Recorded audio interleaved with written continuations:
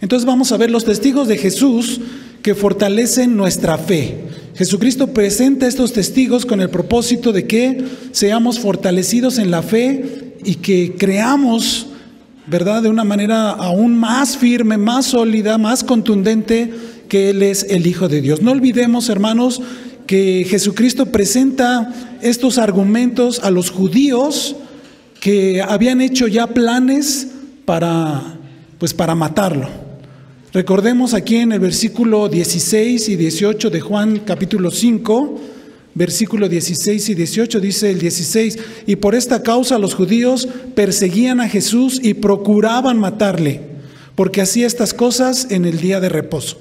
Y el 18 dice: por esto los judíos aún más procuraban matarle, porque no solo quebrantaba el día de reposo, sino que también decía que Dios era su propio Padre, haciéndose igual a Dios.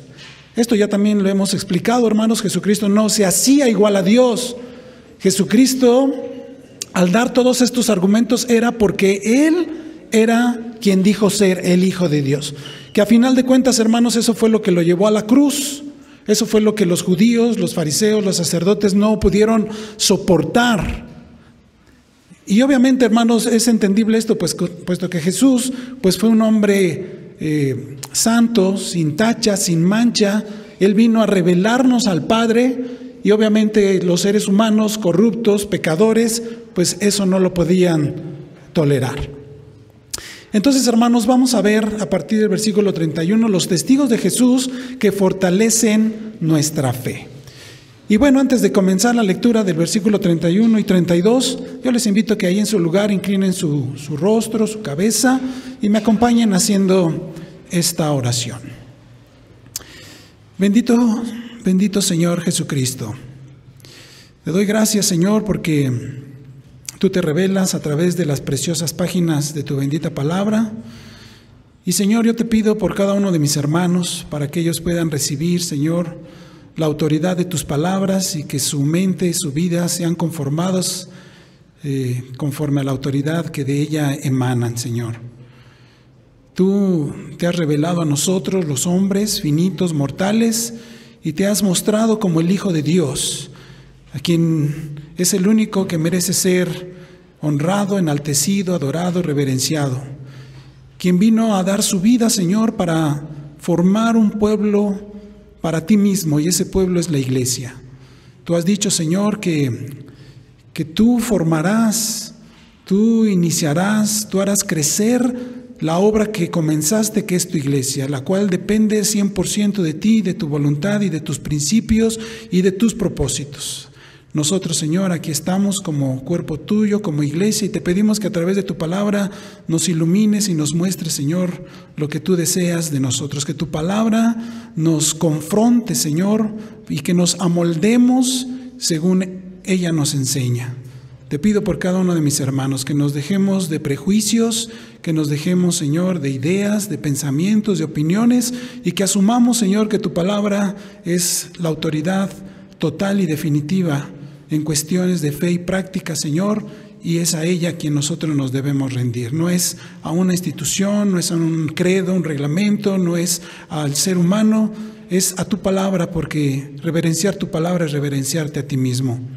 Y te pido, Señor, por mí, para que al exponer Tu palabra pueda hablar con todo denuedo, Señor, siendo un instrumento de Tu Espíritu Santo para darme a entender y para transmitir, Señor, lo que Tú quieres enseñar e instruir a Tu iglesia, a Tu pueblo. Bendícenos y condúcenos conforme Tu deseo y Tu voluntad.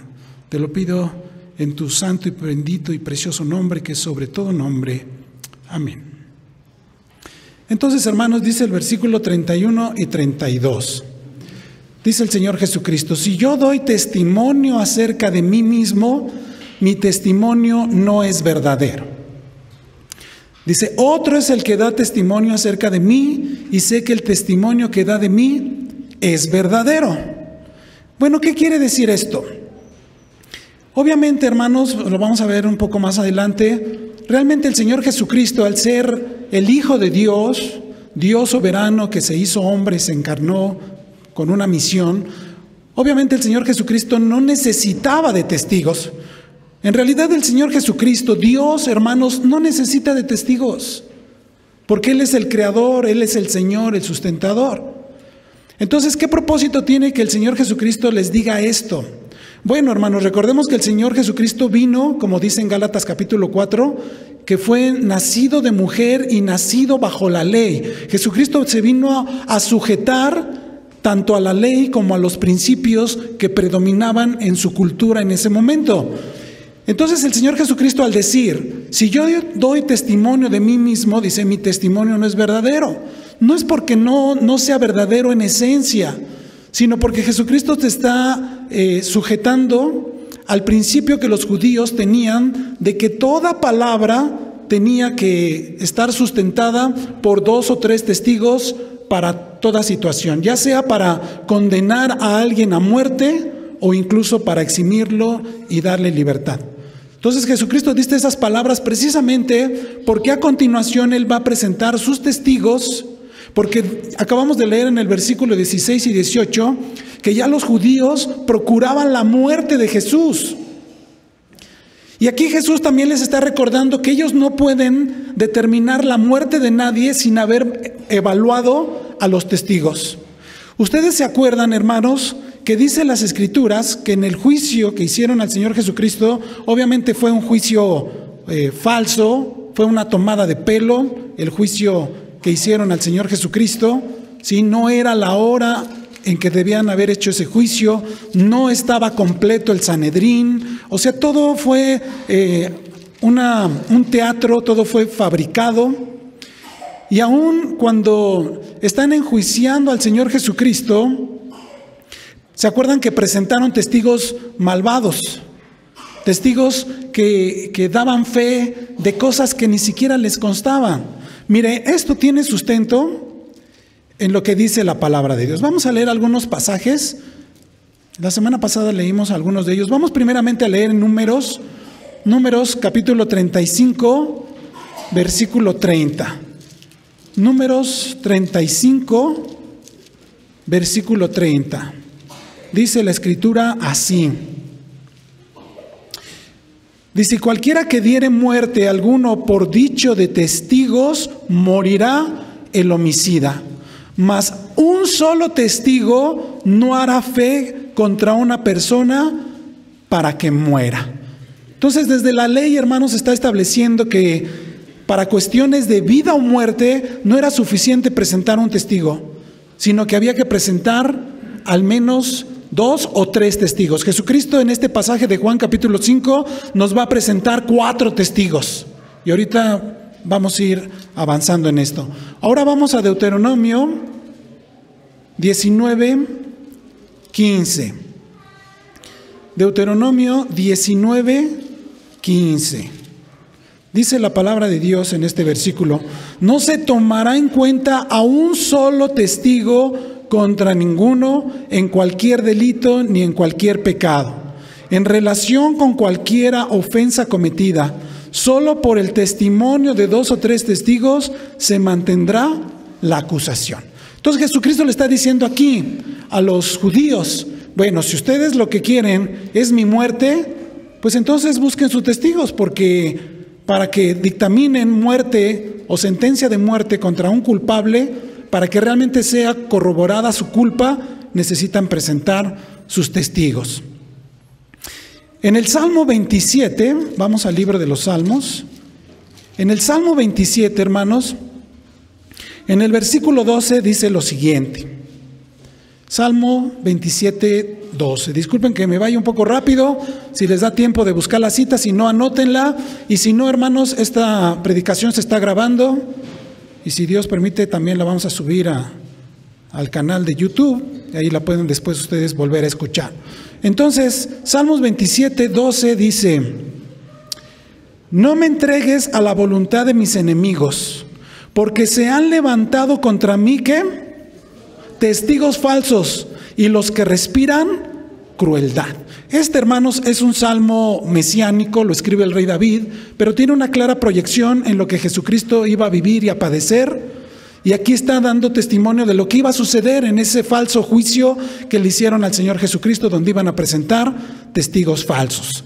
Vamos aquí mismo en el libro de los Salmos, capítulo 35, versículo 11, dice la palabra de Dios: se levantan testigos malvados, de lo que no sé, me preguntan. ¿Sí? Testigos malvados, testigos fraudulentos. Y esto, hermanos, en el Evangelio de Mateo, vamos al Evangelio de Mateo, esto se cumple en el Evangelio de Mateo. Ahí casi al final del Evangelio de Mateo vamos a leer en el capítulo 26, cuando presentan sus testigos fraudulentos.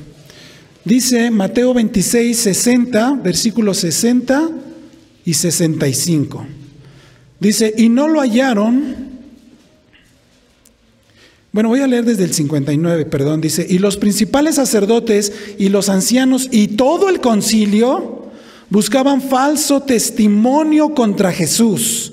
Fíjense, hermanos, no buscaban un testimonio verídico que acusara a Jesús, porque sabían que no lo iban a encontrar. El mismo Nicodemo, cuando se entrevista con Jesús de noche, ahí en Juan capítulo 3, ¿qué le dice Nicodemo a Jesús? Le dice, maestro, sabemos que vienes de Dios, porque nadie puede hacer las señales que tú haces si Dios no está con él. Aún Nicodemo, siendo fariseo y miembro del concilio, estaba plenamente convencido que Jesucristo era un hombre excepcional. Entonces, hermanos, no iban a encontrar testigos verdaderos que atestiguaran cosas de peso para condenar a Jesús. Entonces, ¿a qué recurrieron? A inventarle cargos. Creo que eso se repite el día de hoy, ¿no? Inventarle cargos. Imagínense, este consejo que estaba para verificar el orden en Israel y hacer cumplir la ley de Dios, quebrantando la ley de Dios, estaban acusando a Jesús falsamente, porque en la ley decía que nadie debería dar falso testimonio de su hermano. Fíjense, hermanos, querían juzgar a Jesús conforme la ley y quebrantando la ley presentan testigos falsos. ¿Se dan cuenta de lo falso, del ridículo, de lo fraudulento que fue el proceso al cual sometieron al Señor? Entonces voy a seguir leyendo. Dice, estábamos en el 59, dice, buscaban falso testimonio contra Jesús para entregarle a la muerte, y no lo hallaron, aunque muchos testigos falsos se presentaban, pero al fin vinieron 2 testigos falsos. Y realmente lo que estos testigos falsos dijeron es totalmente risible y ridículo. Dice a continuación, y dijeron, este dijo, ¿verdad? Ahora, veamos el tono, lo están acusando, están presentando sus testimonios porque lo quieren llevar a la muerte. Pero es un testimonio ridículo. Dice, este dijo, puedo derribar el templo de Dios y en 3 días reedificarlo. Y levantándose el sumo sacerdote le dijo, ¿no respondes nada? ¿Qué testifican estos contra ti? Mas Jesús callaba. ¿Por qué Jesús callaba, hermanos? Por 2 razones. Una, porque sabía que su hora había llegado y tenía que morir en la cruz. Y 2, porque él sabía que todo lo que estaban haciendo era un teatro, era una representación, era una falsedad. Entonces Jesús en ese momento ni siquiera perdía el tiempo discutiendo con ellos. Entonces el sumo sacerdote le dijo, te conjuro por el Dios viviente que nos digas si eres tú el Cristo, el Hijo de Dios. Jesús le dijo, tú lo has dicho. Y además os digo que desde ahora veréis al Hijo del Hombre sentado a la diestra del poder de Dios y viniendo en las nubes del cielo. Cuando Jesús dice, desde ahora veréis al Hijo del Hombre, obviamente estaba haciendo alusión a su persona y ellos lo entendieron perfectamente bien.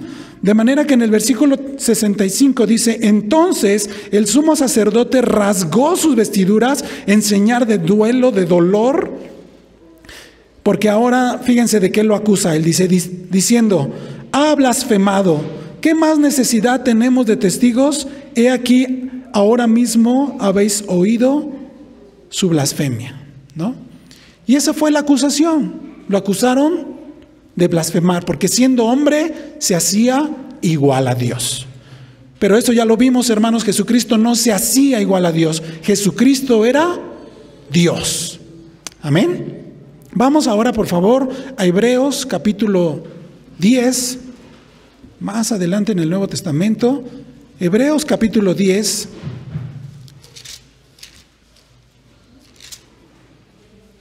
capítulo 10, versículo 28.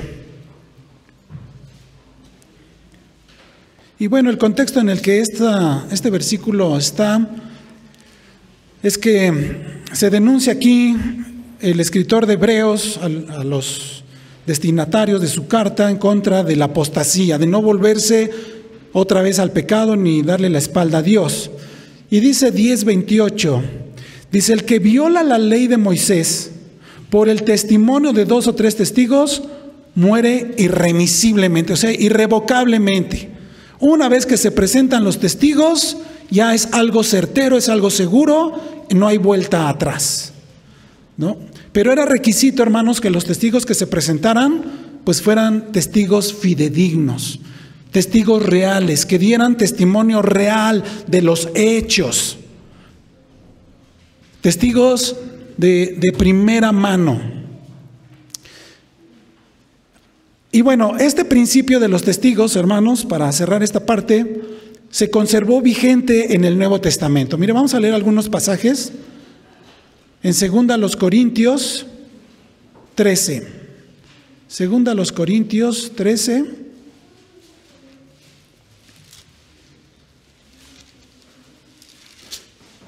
Aquí escribe el apóstol Pablo y vemos cómo se retoma el mismo principio, hermanos. Y ese principio aún permanece en la iglesia el día de hoy. Ahorita lo vamos a ver. Dice en 2 Corintios 13:1: esta es la tercera vez que voy a vosotros. Por boca de 2 o 3 testigos se decidirá todo asunto. Entonces aquí el apóstol Pablo ya está hablando a la iglesia. Entonces esto, hermanos, para nosotros como iglesia, pues es algo muy importante que debemos considerar. Que siempre todo asunto, toda acusación, sobre todo, se debe de valorar por 2 o 3 testigos. No se puede emitir un juicio, no se puede emitir una acusación, no se puede establecer una sanción o una disciplina si no contamos con el testimonio de 2 o 3 testigos. Dice en 1 Timoteo 5, 1 Timoteo, también son instrucciones del apóstol Pablo a este joven pastor, siervo de Dios. 1 Timoteo 5, 19. Y le dice el apóstol a Timoteo: contra un anciano no admitas acusación, sino con 2 o 3 testigos.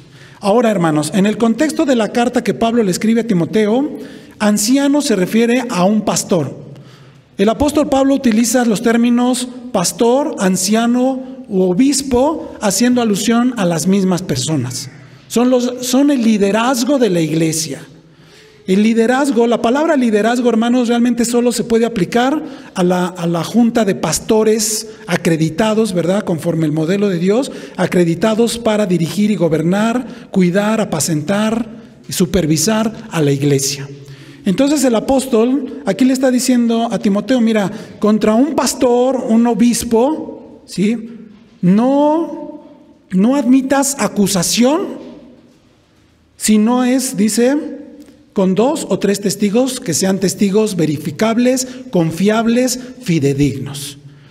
Porque el apóstol sabe que siempre a las personas que están en el liderazgo, ¿verdad?, por instigación incluso de Satanás, siempre habrá gente que trate de desprestigiar, de acusar. Obviamente hay cuestiones muy evidentes, ¿verdad?, que no requieren mayor averiguación. Hay cosas que salen a la luz y pues simplemente hay quienes lo confirman y pues es algo evidente. Esto lo dice en el versículo 24, dice: los pecados de algunos hombres se hacen patentes antes de que ellos vengan a juicio. O sea, hay hombres que antes de llamarlos, ¿verdad?, a cuentas, su pecado va por delante, o sea, es evidente.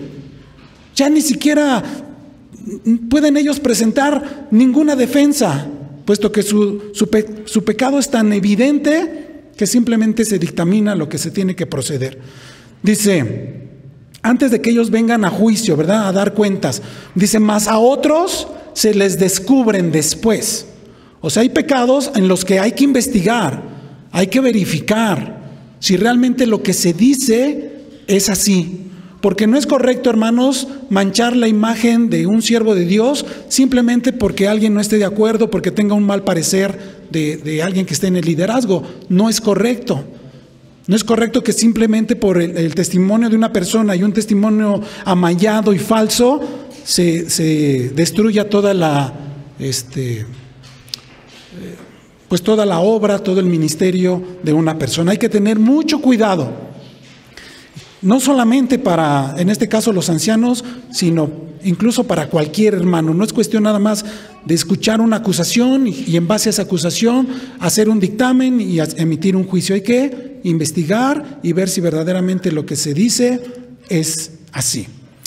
Y miren, esto, hermanos, aún el Señor Jesucristo lo establece como principio y como norma precisamente para evaluar la conducta, el comportamiento entre los hermanos en la iglesia. Esto lo leemos en Mateo capítulo 18, que son instrucciones precisamente de orden que el Señor Jesucristo establece.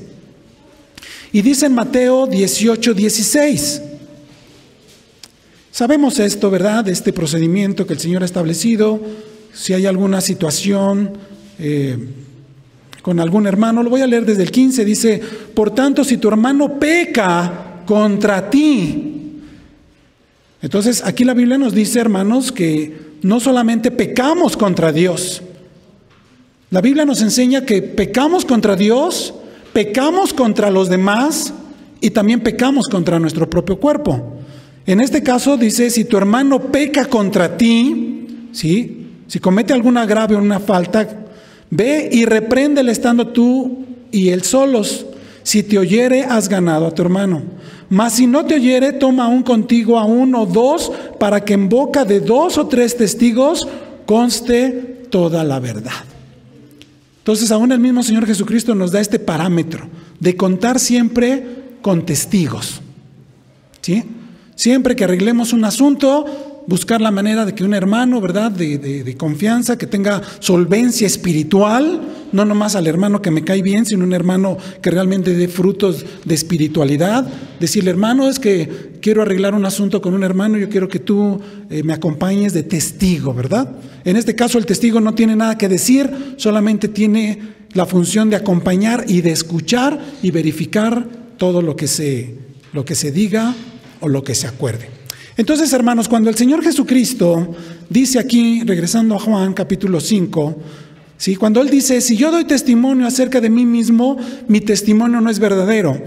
El Señor Jesucristo entonces aquí está apegándose a ese principio, que para que Él pueda dar testimonio de su persona y de su obra, Él va a presentar a sus testigos. No es algo que solamente Él dice de sí mismo, sino hay una base firme sobre la cual Él lo puede atestiguar. Entonces aquí el Señor Jesucristo nos enseña la necesidad de contar con testigos que den veracidad a un juicio. ¿Sí? Ya dijimos, ya sea para condenación o para liberación o eximir a alguien de alguna imputación, de algún cargo. Ahora, testimonio, hermanos, ¿qué debemos entender por testimonio? Bueno, tengo aquí una definición de lo que es un testimonio. Testimonio es prueba, justificación y comprobación de la certeza o verdad de algo. Cuando uno presenta un testigo, el testigo pues va a dar testimonio. Y uno lo presenta para esto, como una prueba, como una justificación o comprobación de la certeza, o en su caso también puede ser de la falsedad de algo que se dice o que se imputa o de lo que se acusa.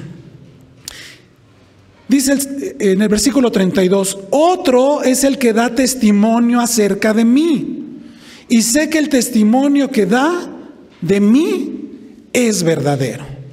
¿Quién, hermanos, puede dar testimonio de Jesucristo cuyo testimonio pueda ser verdadero y a quien Jesucristo presente? ¿A quién? Hay un poco de discusión en este versículo. Algunos dicen que es el Espíritu Santo. Bueno, el Espíritu Santo está para dar testimonio de la verdad, ¿sí? Algunos dicen que es la iglesia. Bueno, nosotros también estamos para dar testimonio de Jesús.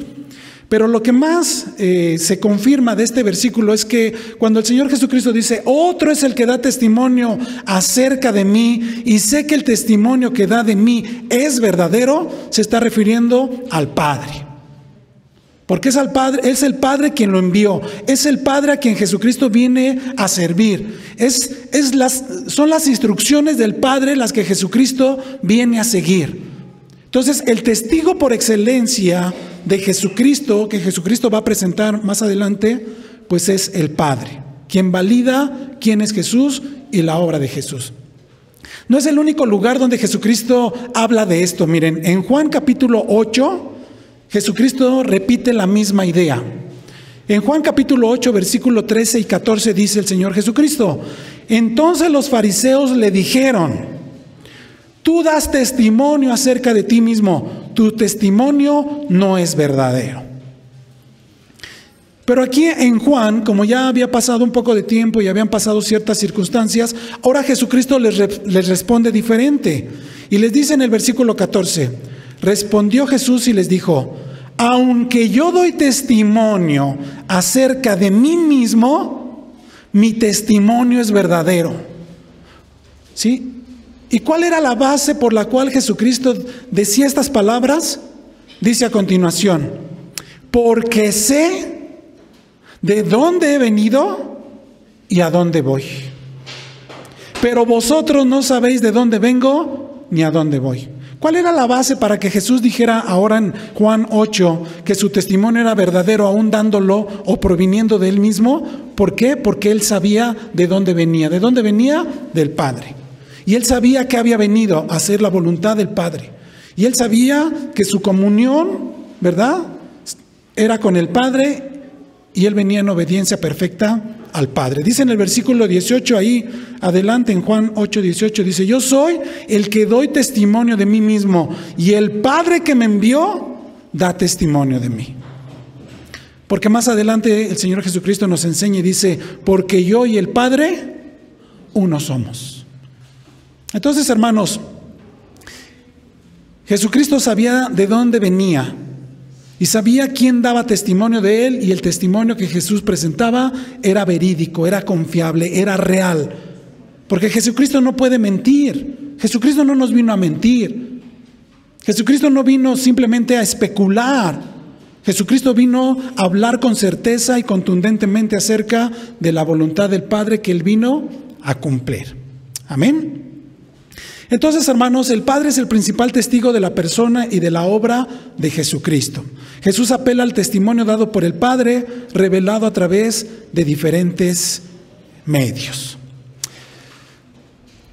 Vamos a continuar. Versículo 33 dice: vosotros enviasteis mensajeros a Juan. Ahora Jesucristo va a presentar, aunque ya introdujo al Padre como testigo principal, pero ahora nos va a presentar a su primer testigo, que es Juan el Bautista.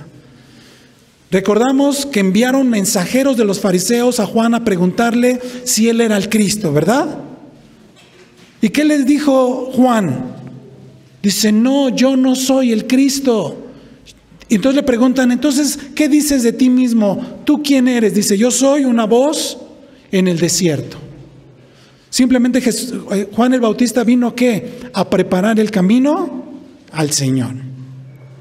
Dice: vosotros enviasteis mensajeros a Juan y él dio testimonio ¿de qué? De la verdad. Y vemos, hermanos, cómo se repite esto desde los versículos anteriores: dar testimonio de la verdad. Juan fue enviado a dar testimonio de la verdad. Dice: pero yo no recibo, dice el Señor Jesucristo, testimonio de hombre alguno, mas digo esto para que vosotros seáis salvos. ¿Cómo debemos entender esta frase que dice: pero yo no recibo testimonio de hombre alguno? Es que, hermanos, en realidad Jesucristo no necesita el testimonio del ser humano. No es que Él necesite testimonio de nadie, porque Él es Dios creador. Dice Colosenses capítulo 1 que todas las cosas por medio de Jesucristo fueron creadas, y sin Él nada de lo que ha sido creado hubiera sido creado. Él es el Señor, el amo del universo, el creador y sustentador de todo lo que existe.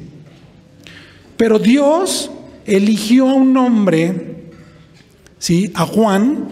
Dice ahí Juan capítulo 1 versículo 6, ¿sí? ¿Quién era Juan? Dice Juan capítulo 1 versículo 6. Dice, hubo un hombre. ¿Quién era Juan? Era un hombre, hermanos. Pero ¿qué hacía diferente a este hombre? A continuación dice, hubo un hombre enviado de Dios, el cual se llamaba Juan. En Lucas 7:28 dice el Señor Jesucristo, hablando de Juan, dice que de entre los nacidos de mujer, Juan es el mayor. Pero entre los siervos del reino de Dios, Juan es el menor de todos. Pero entonces, hermanos, esto nos enseña a nosotros, ¿verdad? El testimonio de Juan, que nosotros debemos ser fiel a la encomienda y al llamado que el Señor nos ha dado. El Señor tiene la suficiente autoridad y Él tiene todos los medios a su alcance, hermanos, para revelarse a los hombres. Dice Romanos capítulo 1 que de lo que de Dios se conoce ¿por qué? Porque Dios lo reveló. Pero los hombres, ¿qué hicieron? Se apartaron de Dios, no reconocieron a Dios ni le dieron gloria. Y entonces Dios los entregó a una mente reprobada. Entonces, hermanos, Dios tiene todos los elementos para revelarse a los hombres. Pero Él ha querido mostrarse a nosotros para que creyéramos en su nombre y nos ha dado, ¿verdad?, la comisión, el privilegio de dar testimonio del Evangelio. ¿De quién es Jesús? De testificar de Jesús con nuestros actos, con nuestras vidas, con nuestras obras, y también de testificar de Cristo por medio de la palabra. Hermanos, Juan dio testimonio diciendo, ahí mismo en Juan 1:32, dice, también dio Juan testimonio diciendo, vi al Espíritu que descendía del cielo como paloma y permaneció sobre él. Y yo no le conocía, pero el que me envió a bautizar con agua, aquel me dijo, ¿verdad?, que fue Dios quien lo comisionó, porque fue Dios quien lo hizo venir al mundo de una manera sobrenatural, puesto que sus padres, ¿verdad?, Zacarías y Elizabeth, no podían tener hijos. Entonces Dios, que fue el que lo comisionó, dice, aquel me dijo, sobre quien veas descender el Espíritu y que permanece sobre él, ese es el que bautiza con el Espíritu Santo. Juan, hermano, solamente venía a anunciar la llegada del Mesías y a disponer el corazón del pueblo para recibirlo. Entonces, hermanos, aquí el Señor Jesucristo presenta su primer testigo. Juan vino al mundo para dar testimonio de la próxima manifestación del Mesías, del Hijo de Dios. Juan dijo, porque después de mí viene uno que es antes que yo, dice, del cual yo no soy digno ni de desatar las correas de su calzado. Dice, es necesario que Él crezca y que yo mengüe. De tal manera que cuando Jesucristo comienza su ministerio, al poco tiempo después, Juan es apresado y es mandado a decapitar por Herodes. Amén. Simplemente Juan, hermanos, cumplió su misión de dar testimonio de la verdad. Nosotros debemos dar testimonio de la verdad, hermanos. Pero para dar testimonio de la verdad necesitamos ¿qué? Conocer la verdad. En el versículo 34 dice, pero yo no recibo testimonio de hombre alguno. Dice, mas digo esto, menciono acerca de Juan, dice, para que vosotros seáis salvos. Porque lo está presentando Jesucristo como testigo. ¿Sí? Dios en su infinita soberanía, aunque realmente no nos necesita, Dios nos ha querido tomar, hacernos sus siervos, hacernos sus embajadores, para que nosotros anunciemos su mensaje. Y aquí debemos entender, hermanos, que lo que importa es el mensaje. En realidad no es el mensajero.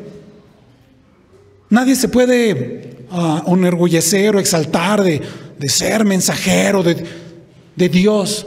Si tú comunicas el mensaje de Dios, el Evangelio, simplemente asegúrate que estés comunicando el mensaje correcto, porque lo que Dios glorifica y lo que Dios usa es el mensaje. Porque si tú cierras la boca y no eres mensajero fiel, déjame decirte que a Dios le sobran mensajeros. Entonces, si quieres ser útil a los propósitos de Dios, pues simplemente sé fiel al mensaje de Dios. Entonces, dice la Escritura que Juan, hermanos, era una antorcha. Pero también dice la Biblia que Jesús era la luz verdadera. Dice el versículo 35, Él era, Juan, Él era antorcha que ardía y alumbraba, ¿sí? Iluminaba. Hermanos, tenemos que asegurarnos que nuestras vidas iluminen a los demás, que las tinieblas se dispersen. ¿Qué es lo que hay en tu entorno, hermanos? ¿Hay luz? ¿Despides luz, la luz de Cristo, la luz del conocimiento de la verdad, la luz de la comunión con Dios? ¿O qué es lo que despide tu vida? El mismo Señor Jesucristo dice que la ventana del cuerpo es el ojo. Si tu ojo es bueno, ¿sí? ¿Qué va a pasar? Por tu ojo va a entrar ¿qué? La luz, y todo tu cuerpo va a ser iluminado, hablando de que tendrás la luz del Evangelio y te alimentarás del Evangelio. Pero si tu ojo es malo, ¿sí? En vez de que entre luz, lo único que va a haber dentro de ti son tinieblas. Y el Señor Jesucristo nos amonesta y dice, si en ustedes, que son los creyentes, que son la iglesia, si en ustedes lo que hay dentro es tinieblas, cuánto más densas y más graves no son las mismas tinieblas. Somos llamados, hermanos, a ser luz. Jesucristo lo dice ahí en el Sermón del Monte. Somos llamados a ser la luz y la sal de este mundo. Amén. Entonces, hermanos, Juan era una antorcha, dice, que ardía y alumbraba, y vosotros quisisteis regocijaros un tiempo en su luz. Pero ¿qué pasa? Ahora viene la verdadera luz, que es Jesucristo. Dice en Juan capítulo 1, versículos 7 al 9, dice, este vino por testimonio, hablando de Juan el Bautista. Juan el Bautista vino por testimonio para que diese testimonio de la luz verdadera, a fin de que todos creyesen por él. Simplemente era un medio que Dios utilizó para anunciar la llegada del reino. Dice, no era él la luz, sino para que diese testimonio de la luz. Lo mismo tenemos que hacer nosotros. Debemos dar testimonio de la luz verdadera que es Jesucristo. Dice el 9, aquella luz verdadera que alumbra a todo hombre venía a este mundo. Entonces, hermanos, el Señor Jesucristo presenta a su testigo, que es Juan el Bautista, su primer testigo. Fue enviado por Dios para dar testimonio de la verdad. Y esto lo que nos lleva y lo que nos enseña es que nosotros también debemos ser fieles, ¿sí?, en dar testimonio de la verdad, en dar testimonio de la luz. Pero para dar testimonio de la luz debemos estar impregnados de la luz del Evangelio. Amén. Ahora, bueno, podemos poner de ejemplo como las lámparas que existen, las lámparas recargables, ¿verdad? Una lámpara recargable no tiene energía si primero no, pues propiamente se recarga, ¿verdad? Y después de que se desenchufa, tiene la suficiente energía para poder iluminar. Hermanos, nosotros somos como esas lámparas recargables. Debemos recargarnos continuamente en la presencia de Dios, a través de la palabra, a través de meditar en la palabra, a través de la oración, a través de nuestra comunión unos con otros como miembros del cuerpo de Cristo. Recargamos nuestra vida para dar testimonio de la luz. Por eso dice la Escritura ahí en Efesios, sed llenos del Espíritu Santo. Y en realidad ese versículo lo que nos invita es estar continuamente siendo llenados. ¿Cómo lo hacemos? Por medio de estas cosas que les acabo de mencionar. Para que estemos plenos, llenos. Para que demos testimonio con nuestros hechos, nuestras palabras. Y podamos entonces verdaderamente, genuinamente dar testimonio de quién es Jesucristo. La luz verdadera que vino a este mundo. Dice en Juan 3:28. Juan 3:28. Bueno, estas son palabras del mismo Juan. Dice, vosotros mismos me sois testigos de que dije, yo no soy el Cristo, sino que soy enviado delante de él. Nosotros solamente somos enviados, embajadores, siervos del soberano, siervos del Señor. Lo que debemos meditar y preguntarnos, ¿estamos siendo fieles testigos? ¿Estamos dando fiel testimonio de la verdad? ¿Estamos realmente compartiendo de Cristo? No solo con nuestras palabras, sino con nuestros hechos, con nuestras actitudes, con nuestra vida. En cada acto de nuestra vida reflejamos a Cristo, porque el cristianismo, hermanos, no es solamente hablar de Cristo. El cristianismo es vivir a Cristo. Y ese es el más grande y poderoso testimonio que nosotros podemos dar cuando en nuestra vida, en nuestros hechos, testificamos de la presencia de Cristo en nuestras vidas. Amén. Yo les pido que estemos de pie, vamos a dar gracias a Dios. Y asimismo, hermanos, vamos a orar por esta participación, de esta comunión, del pan, de la copa. Vamos a pedir de Dios su bendición, su dirección. Bendito Dios y Padre nuestro, gracias, Señor, porque nos has atraído a ti, Señor Jesucristo. Y simplemente creer en ti nos es suficiente.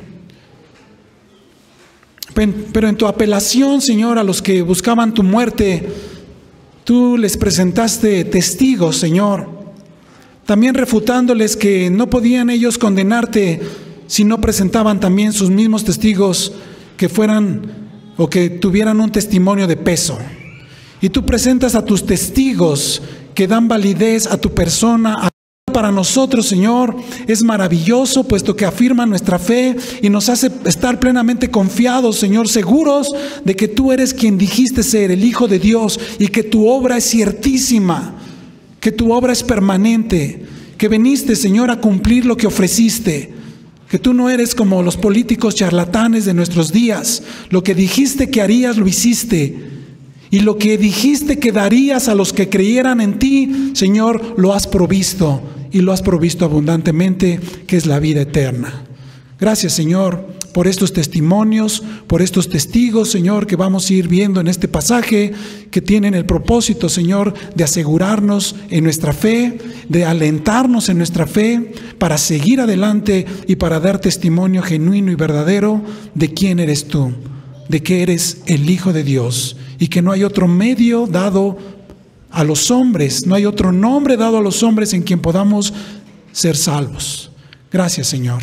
Y en esa certidumbre, y porque sabemos, Señor, que derramaste tu sangre para limpiar nuestros pecados y para pagar la deuda que había pendiente con el Padre, ahora, Señor, en plena convicción de fe, nos acercamos a ti en obediencia, participando de este pan y de esta copa, Señor, tal y como tú lo estipulaste en tu palabra. Que hiciéramos esto todas las veces que nos reuniéramos en memoria de ti, en memoria de quién eres y de lo que tú hiciste. Y nos acercamos a ti, Señor, en plena certidumbre de fe, porque hemos creído en ti, hemos confesado tu nombre, porque, Señor, hemos bajado a las aguas del bautismo, testificando públicamente, Señor, nuestra fe, porque nos hemos incluido en tu cuerpo, que es la iglesia, y porque mantenemos sanas relaciones con los miembros de tu iglesia, que es tu cuerpo, tu amada, la escogida. De esta manera, Señor, participamos y tomamos estos elementos en tu nombre.